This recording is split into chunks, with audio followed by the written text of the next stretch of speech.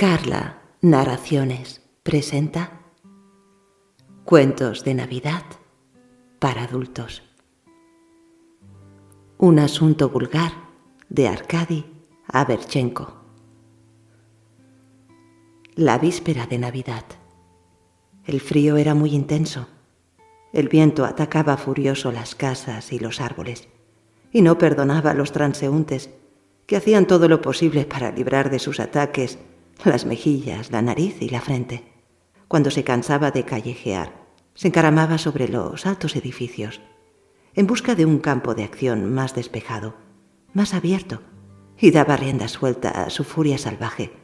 Rugía como un león, saltaba de tejado en tejado, se colaba por las chimeneas. El novelista Doyov y el pintor Poltorakin marchaban por la acera, cubierta de nieve, envueltos en buenos abrigos. Iban a una fiesta infantil que se celebraba aquella noche en la casa del editor Sidayev y pensaban con placer en la grata velada que les esperaba en los ricos y tibios salones ante el árbol de Navidad, rodeado de niños felices, alegres. El frío arreciaba. «Es muy difícil escribir cuentos de Navidad», decía Doyov. «O hay que desarrollar un asunto vulgar, o pintar una serie de horrores más vulgar aún». De pronto se detuvo y volvió la cabeza hacia las gradas de una casa de la acera opuesta, medio cubiertas de nieve. «Mira, ¿qué es eso?» «¿El qué?» «Ese bulto en las gradas. A la derecha, en el fondo». Los dos amigos se acercaron y vieron acurrucado en el rincón a un muchacho. «¿Qué haces ahí?» Nene, ¿qué haces ahí a estas horas?» El muchacho se removió y surgieron de entre los andrajos que le cubrían una manecita roja de hilo y una cara de ojos brillantes, mojados de lágrimas. Debía de tener 8 o 9 años. Me muero de frío», balbuceó, castañeteando los dientes. «No es extraño», comentó compasivo el pintor. «Mira qué miserables harapos». El novelista se inclinó pensativo sobre el muchacho. «Poltorakin», preguntó con acento solemne. «Esta noche es Nochebuena, ¿no?» «Sí, Nochebuena». «Pues ya ves». «Sí, ya veo». El novelista señaló al chiquillo. «¿Te has hecho cargo?» «¿De qué?» «Chico, qué torpe. Este es el muchacho que se muere de frío». «Vaya una noticia». «Este es el famoso muchacho que se muere de frío en Nochebuena», añadió el novelista, en el tono de un hombre que acaba de hacer un importante descubrimiento científico. «Hele aquí, por fin lo veo, con mis propios ojos». El pintor se inclinó también sobre la pobre criatura. «Sí, no hay duda», dijo, examinándola atentamente. «Es él, en persona. Mañana es Navidad, si no mienten nuestros calendarios, y no deben de mentir cuando Sidayev nos ha invitado. Quizá haya por aquí algún árbol de Navidad encendido. Eso completaría el cuadro. La música, la sala iluminada, los alegres gritos de los niños en torno del árbol y, a algunos pasos de distancia, un pobre muchacho muriéndose de frío». «Mira», gritó el pintor, «en aquella casa, en la de la esquina, en el cuarto piso, en la cuarta, quinta y sexta ventana, se ve gran iluminación. Allí hay seguramente un árbol encendido». «Entonces todo está en regla». «¿Qué? Que parece un cuento de Navidad. Es curioso. He leído y hasta he escrito una porción de cuentos sobre el tradicional muchacho que se muere de frío en Nochebuena, pero no lo había visto nunca». «Sí, se abusa un poco de ese asunto. Basta abrir en estos días cualquier periódico para tropezarse con un muchacho helado, protagonista de una narración sentimental. Desde hace algunos años suelen leerse también en estos días sátiras más o menos ingeniosas de tal abuso. Pero esas sátiras también se han hecho ya vulgares. Ningún escritor que se respeta se atreve a servirse, ni en broma ni en serio, del tradicional muchacho». «Sí, es verdad. Si contamos en casa de Sidayev que acabamos de ver a un muchacho muriéndose de frío, como en los cuentos de Navidad, no nos creen. Se echan a reír, se burlan de nosotros, se encogen de hombros. No, más vale no contarlo. Un muchacho que se muere de frío. ¡Qué vulgaridad! Es una cosa que no puede tomar en serio ninguna persona dotada de un poco de gusto literario. Figúrate, dijo el novelista, que se encuentran a esa criatura unos obreros, unos hombres toscos e iletrados que no han leído nunca cuentos de Navidad. Se la llevan a su casa, le dan de cenar, le encienden quizá un arbolito y mañana se despierta en una cama limpia y caliente y ve inclinado sobre él a un obrero de hirsuta barba que le sonríe con ternura. El pintor miró al novelista con ojos burlones. «Caramba, qué improvisación, a que acabas por escribir algo sobre el tradicional muchacho». El novelista se rió. Sí, le he dado rienda suelta a mi imaginación, pero no, Dios me libre, detesto todo lo vulgar. Vámonos. Pero vamos a dejar helarse a este niño. Podíamos llevarle a algún sitio donde entrara en calor y cenase. Sí, repuso irónico, mordaz el novelista. Y mañana se despertaría en la camita caliente y vería inclinado sobre él el rostro barbudo, como en los cuentos de Navidad.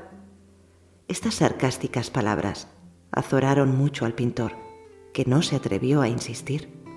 Bueno, como quieras, sigamos nuestro camino. Y los dos amigos se alejaron, reanudando la conversación interrumpida. Sus voces fueron apagándose en la distancia. El muchacho se quedó solo, acurrucadito en el rincón, y la nieve siguió cubriéndole. El pobre no sabía qué era, pícara suerte, un asunto vulgar. Fin.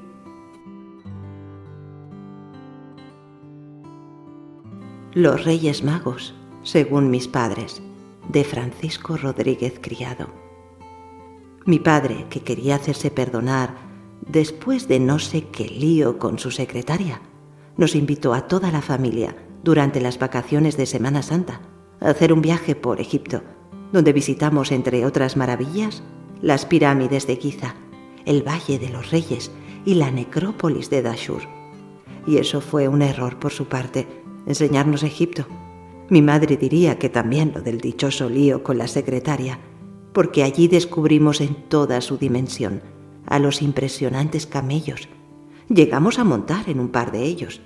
Así que después de ver tan cerca a estos mamíferos, a los cuales, por cierto, ya habíamos estudiado en el cole, me resultó de lo más sospechoso que mis padres nos alentaran en la noche del 5 de enero a mi hermana Rosa y a mí a que nos acostáramos pronto en previsión de que el rey Baltasar nos iba a visitar de madrugada, a lomos de su camello, para dejarnos valiosos regalos traídos desde Oriente.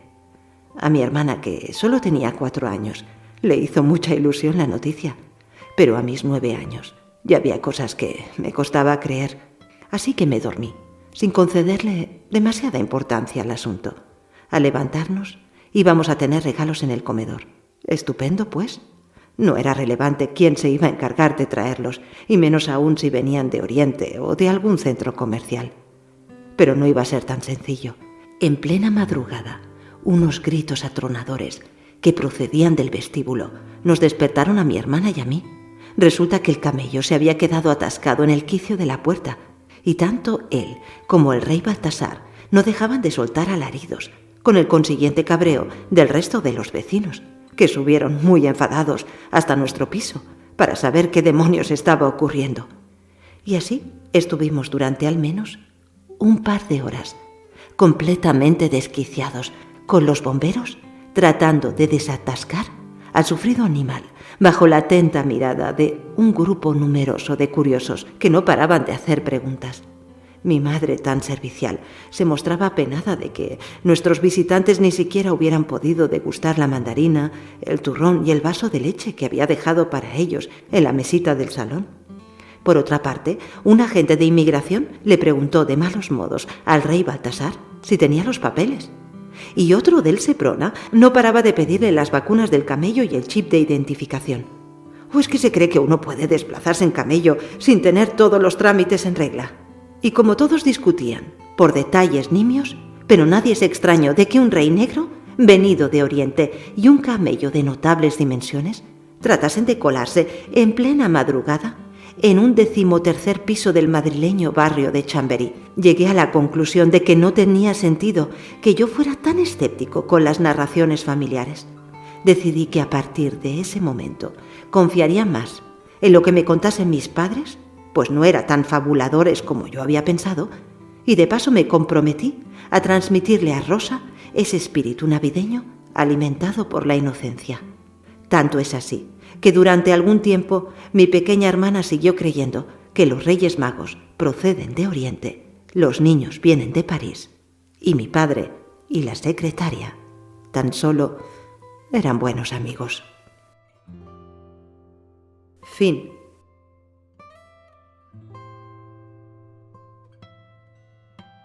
Navidad de Ramón Gómez de la Serna. Era la noche de Navidad y en el fondo de la enclusa los niños cantaban villancicos desesperadamente ante el nacimiento que habían improvisado las monjas. Eran las 12 y una monja comenzó a encender las velas rojas, rosas, azules y amarillas, con esa lenta prosopopeya con que se encienden las arañas de las iglesias. En la sala del torno, la monja, encargada de esperar, llena de nostalgia, veía los nacimientos que vio en su infancia y tenía los ojos llenos de pequeñas lucecitas. En eso sonó el timbre anunciador de que alguien había abandonado un niño en el torno. Ella volvió el torno y vio aparecer un recién nacido, iluminado por un halo que brotaba de él como el que brota de la luciérnaga. No se atrevió a tocarlo y corrió en busca de la superiora como si fuese a avisarle un incendio. Volvió con ella y se quedaron igualmente deslumbradas. ¿Quién era aquel hijo de amor que así resplandecía? Algo hacía sospechar la solemnidad de la noche y de la hora. Pero por si aquel era un pensamiento sacrílego y todo aquello era obra de Satanás, rechazaron la sospecha. Se avisó al obispo y entre todos decidieron ocultar al resplandeciente para evitar el cisma. Fin.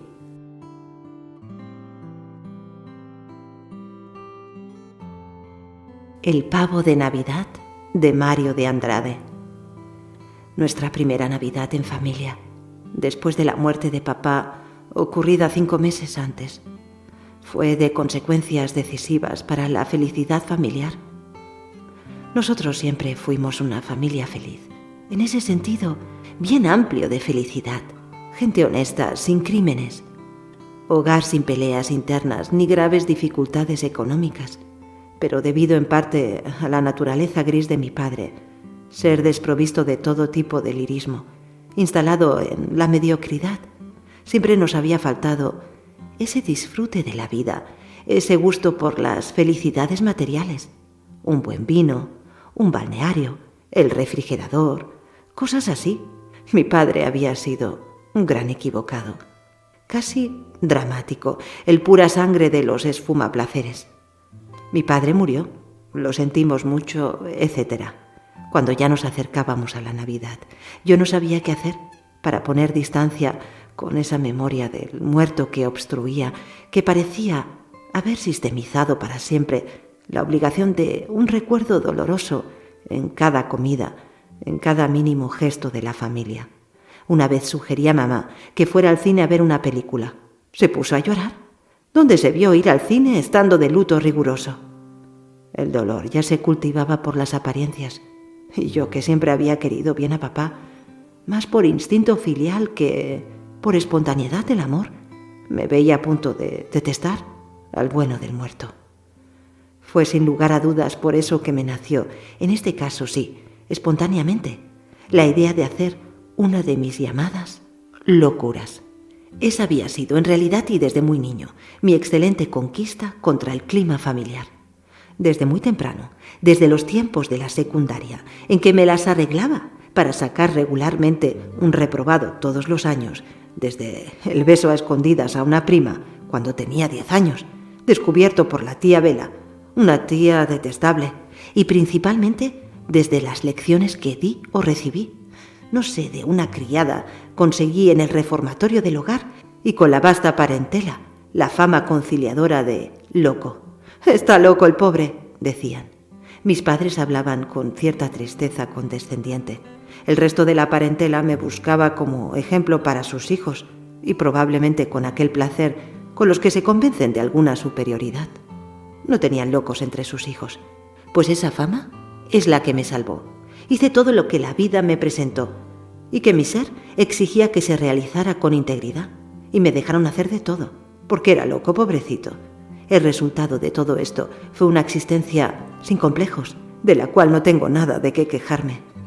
Siempre teníamos la costumbre en la familia de realizar la cena de Navidad. Cena insignificante, ya puede usted imaginarse. Cena tipo mi padre, castañas, higos, pasas después de la misa de gallo. Empachados de almendras y nueces, si habremos discutimos los 3 hermanos por el cascanueces. Empachados de castañas, nos abrazábamos e íbamos a la cama. Fue al recordar esto que arremetí con una de mis locuras. Bueno, para Navidad quiero comer pavo. Hubo una de esas sorpresas que nadie se imagina. Luego mi tía solterona y santa, que vivía con nosotros, advirtió que no podíamos invitar a nadie debido al luto. ¿Pero quién habló de invitar a alguien? Esa manía. ¿Cuándo comimos pavo en nuestra vida? Pavo aquí en casa es plato de fiesta. Viene toda esa parentela del demonio. Hijo mío, no hables así. Pues hablo y ya. Y descargué mi helada indiferencia sobre nuestra parentela infinita. Dizque descendiente de bandeirantes, que poco me importa. Era el momento para desarrollar mi teoría de loco, pobrecito, y no perdí la ocasión. De sopetón me dio una ternura inmensa por mamá y tita, mis 2 madres, 3 con mi hermana, las 3 madres que divinizaron mi vida. Siempre era lo mismo, venía el cumpleaños de alguien y solo así se hacía pavo en la casa.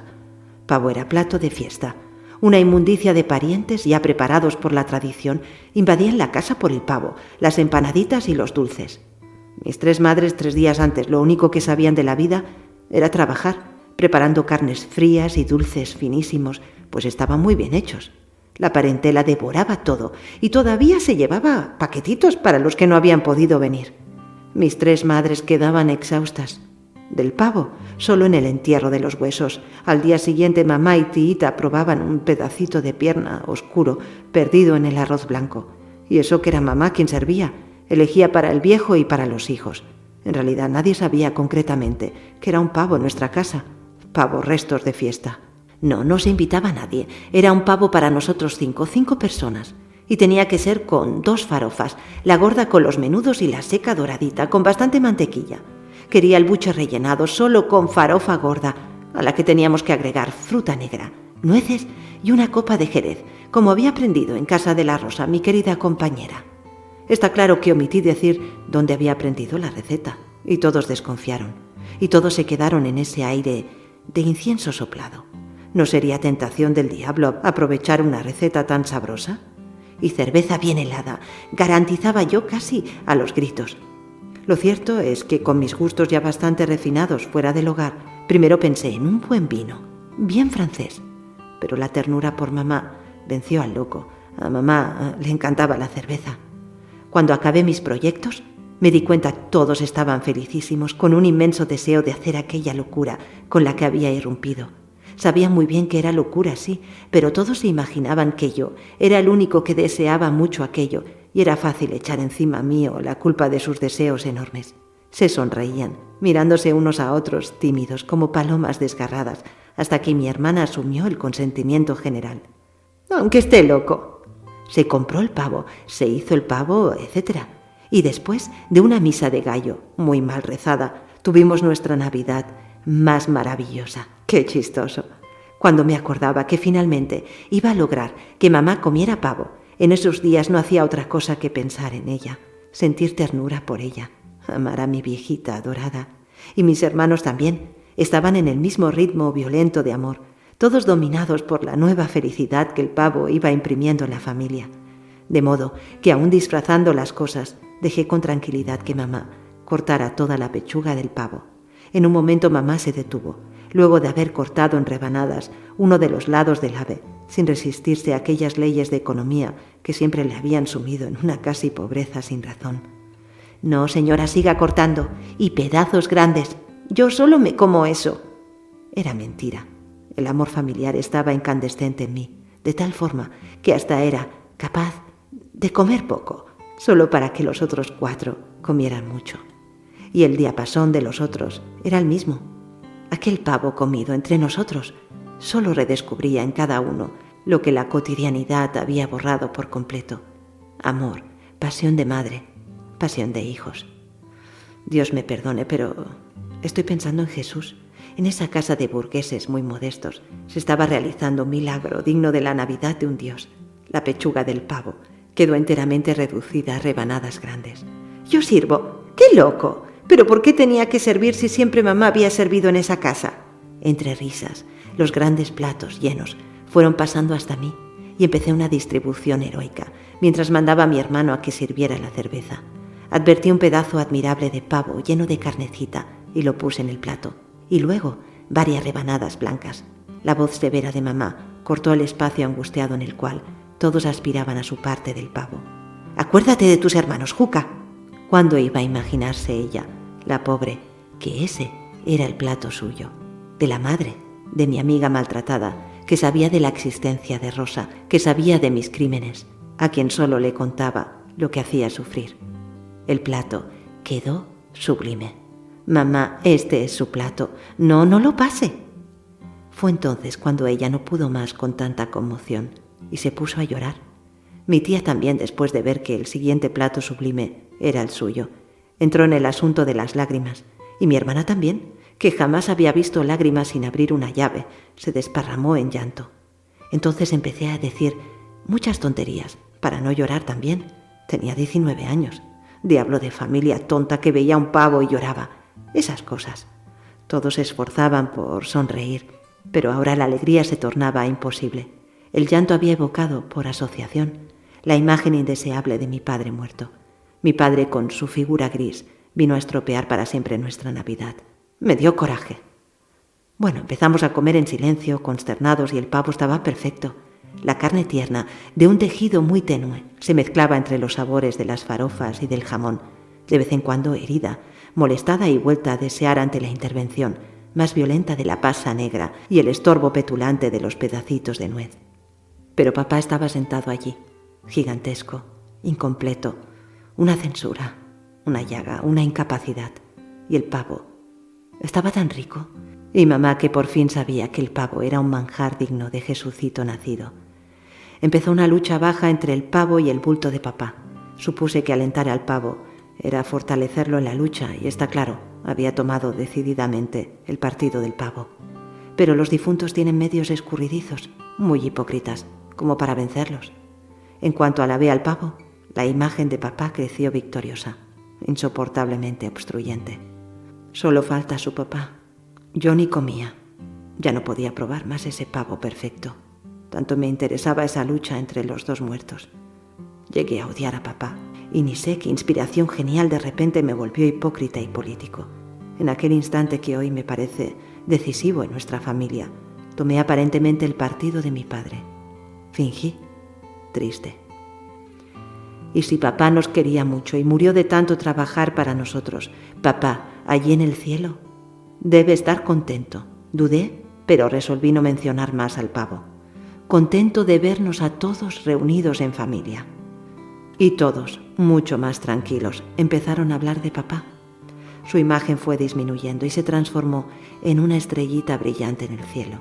Ahora todos comían el pavo con sensualidad, porque papá había sido muy bueno. Siempre se había sacrificado tanto por nosotros. Había sido un santo, que ustedes, mis hijos, nunca podrán pagar lo que deben a su padre. Un santo. Papá se transformó en santo. Una contemplación agradable, una estrellita en el cielo, imposible de deshacer. No perjudicaba más a nadie. Puro objeto de contemplación suave. El único muerto aquí era el pavo, dominador, completamente victorioso. Mamá, tía, nosotros, todos inundados de felicidad. Iba a escribir felicidad gustativa, pero no era solo eso. Era una felicidad mayúscula, un amor de todos, un olvido de otros parientes que distraen del gran amor familiar. Y sé que ese primer pavo comido en el seno de la familia fue el comienzo de un amor nuevo, reacomodado, más completo, más rico e inventivo, más complaciente y cuidadoso. Nació entonces una felicidad familiar. Para nosotros, que no soy exclusivista, algunos tendrían igual de grande. Sin embargo, más intensa que la nuestra, me es imposible concebir. Mamá comió tanto pavo que en un momento imaginé que podría hacerle mal, pero enseguida pensé, no importa, aunque se muera, pero por lo menos que una vez en la vida coma pavo de verdad. Tamaña falta de egoísmo me había transportado a nuestro infinito amor. Después vinieron unas uvas ligeras y unos dulces, que allí en mi tierra llevan el nombre de bien casados. Pero ni siquiera ese nombre peligroso se asoció al recuerdo de mi padre, que el pavo ya había convertido en dignidad, en cosa cierta, en culto puro de contemplación. Nos levantamos. Eran casi las 2 de la mañana, todos alegres, con 2 botellas de cerveza encima. Todos se iban a acostar a dormir o a dar vueltas en la cama. Poco importa, porque es bueno, un insomnio feliz. La cuestión es que Rosa, católica antes de ser Rosa, me había prometido que me esperaría con una champaña. Para poder salir mentí. Dije que iba a la fiesta de un amigo. Besé a mamá y le guiñé el ojo. Era una manera de contar a dónde iba y qué iba a hacer. Besé a las otras 2 mujeres sin guiñarles el ojo. Y ahora, Rosa. Fin. Has escuchado Cuentos cortos de Navidad para adultos, una producción de Carla Narraciones. Todos los derechos reservados.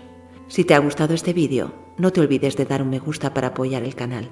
También puedes comentar qué te han parecido estos cuentos o qué cuento te ha gustado más. No te olvides tampoco, si todavía no lo estás, de suscribirte al canal Carla Narraciones para recibir una notificación cada vez que suba un nuevo audiolibro.